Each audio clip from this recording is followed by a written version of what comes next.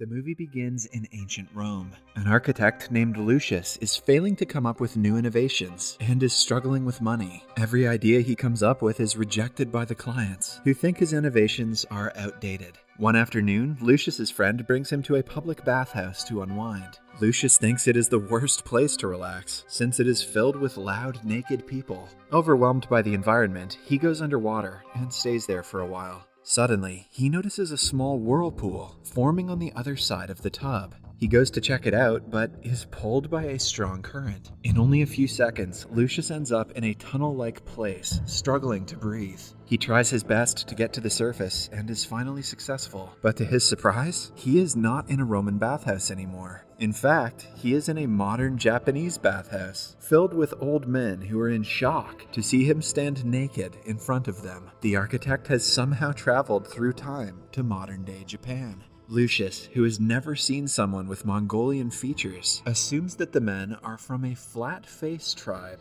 After recovering from the shock, Lucius notices that the place is more advanced than any bathhouse he has ever seen. The baskets, taps, and massaging device all blow his mind, as he regrets not thinking of these innovations himself earlier. He also accidentally enters the women's changing room and is knocked out by a screaming old lady. Then, we are introduced to a struggling manga artist named Mami. His appearance gives her an idea for a new character, hence she starts drawing his portrait. A while later, Lucius wakes up and is given a bottle of flavored milk. He is yet again baffled by the sweet and cold taste of it. In fact, it is so good that it makes him fall unconscious for a second time. When he regains consciousness, he is back in Rome, surrounded by men. They say that he drowned in the tub and was found a few minutes ago. Initially, Lucius thinks his encounter with the flat-faced tribe was only a dream, a racist dream. But then, he notices the empty milk bottle at his side. The scene cuts to 2 months later. Lucius proposed his renovation idea to the owner of the bathhouse and made it more advanced. People praise his creativity, and he makes a lot of money off of it. They now use baskets, massage booths, and even sweet milk to enhance their bathhouse experience. While in the tub, an old man wishes that he had a bathhouse at home. As Lucius is thinking of a way to make that possible, he is again pulled by a current and brought to a bathtub in the 21st century. A man comes inside and asks Lucius to help him bathe. Lucius is confused, but he does as told and finds out about many more useful tools, like the shower head and the shower hat. Coincidentally, the house belongs to Mami, who finds Lucius on the floor. She runs to get her sketchbook, but when she returns, he has already disappeared. Back in Rome, Lucius makes a house bathtub for the old man and earns a lot of money. He finally has enough to feed his wife good meals, but she is not satisfied. She desperately wants to have a baby and complains that Lucius is always busy working. They get into an argument that ends when she curses him and storms away. A few days later, Lucius is approached by a messenger of the emperor, Hadrianus. The man is known for being cruel, as rumors say that he killed the cabinet members who opposed him. Since the talk about Lucius's inventions has been going around town, even the emperor is taking interest in him. Upon meeting Lucius, he reveals that he is an admirer of art, and what Lucius has done with the public bathhouse is clearly a form of it. Impressed by his work, the emperor wants him to make a personal bath for himself. He demands that it must be out of the ordinary, innovative, and something that has never been done before. Lucius accepts the challenge and makes it his mission to impress the emperor. The entire night, he goes around the town looking for inspiration for a grand bathhouse, but finds nothing. He is embarrassed that all his ideas are a copy that he shouldn't get credit for. Suddenly, he falls into a ditch and disappears. A scene from current times shows us Mami working at a bathroom supply store. Her career as a manga artist is not going well, so she has taken a side job. But even then, she is struggling to stay awake at work. One afternoon, she accidentally leaves the water on and fills a tub to its brim. Suddenly, Lucius appears in the tub and starts breathing frantically. He stops when he realizes the tub is bubbling on its own. The manager of the shop goes to complain about the strange man, giving Mami and Lucius time to socialize. Lucius asks her to give him a tour of the place and hands her a coin.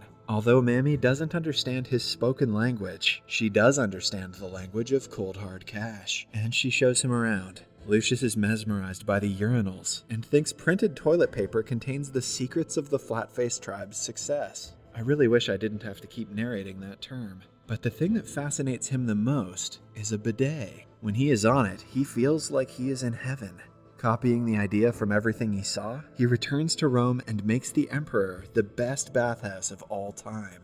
It has a toilet with constant water flow to clean the behind, a tub with bubbles made from slaves blowing up a pipe, a glowing aquarium, and scented candles. He exceeds the emperor's expectations and is awarded a special necklace that has a unique sculpture of dog legs and human genitals. Lucius runs home to show the achievement to his wife, but finds her making love to his best friend.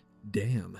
In the future, Mammy returns to her small hometown after repeatedly failing to generate ideas for a good manga and being kicked out of her side jobs. She starts working in a local bathhouse and studying ancient Roman history. The coin she received from Lucius and his disappearance has intrigued her, and she wants to know if he is actually a person from the past. Back in Rome, Lucius has lost the will to live after his wife ran away with his best friend. One day, he is approached by a messenger who is worried about the emperor. It turns out that the emperor lost his son recently and thinks that a crocodile is his reincarnation.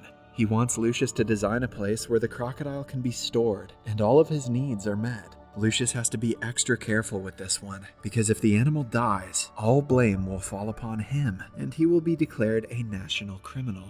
Following that, Lucius goes back to the emperor's bathhouse to check the water flow at his request, but when he enters the tub, he is pulled into the future for the third time. He comes outside and finds himself in a cage, stuck with crocodiles. It turns out he is in a crocodile sanctuary. At the same time, Mammy is also at the sanctuary with a date, who she doesn't like. She tries her best to get rid of the guy and is happy upon seeing Lucius inside the cage. She brings him out and shows him around the sanctuary, forgetting all about her date. Lucius learns how to take proper care of crocodiles and their preferred habitat. Mammy also takes him to learn archery to see if he is really a Roman man. He hits all the targets, confirming her suspicion. A while later, he ends up in a hot spring, which takes him back to his time. A few months later, the emperor gets a perfect place to breed his crocodile son. He has even started to treat Lucius like family, inviting him to the palace frequently. Everything is going well in the city, until one day, the emperor is informed of the rebels making an attack on his troops. They are not happy with his rule and want to dethrone him at any cost. The emperor's soldiers and the rebels fight a long and hard battle that goes on for more than a year. By now, the emperor has grown old and is ready to retire. He plans to leave the throne to his nephew, Sionius. For Sionius' first project as the emperor, he is going to build a new bathhouse to gain the people's support. Hence, the emperor wants Lucius to help his nephew in the project. This is a problem for Lucius, because his principles do not align with Sionius, who is arrogant and proud. Lucius knows that if he becomes the emperor, the fall of the Roman Empire is inevitable. Hence, after giving it much thought, he goes to Sionius and refuses to work for him. Sionius reminds him that going against the emperor is treason, punishable by death, but Lucius remains adamant. He goes to a fellow architect and begs him to take the project. However, the man is furious at Lucius for being the reason he is broke. They get into a fight, and Lucius is pushed into a wall. In the next scene, he is with the Flat-Faced tribe again. He is hurt, but they are taking care of him as their own. They bring him to a hot spring where he can rest and recover. It is said that if he bathed in the water of a spring, a person can heal quickly. They also give him fermented alcohol, which burns his throat. Then, Lucius meets Mammy, who has learned to speak basic Latin. She asks him his name, but Lucius is so drunk that he falls on top of her, and the two drown in the lake. When they wake up, they are in Rome, much to Mammy's amazement. She finds out that Lucius is about to be executed for refusing to oblige the emperor's order. Worried, she tries to convince him to take the project, but it doesn't work. Lucius leaves home with his luggage to save his life.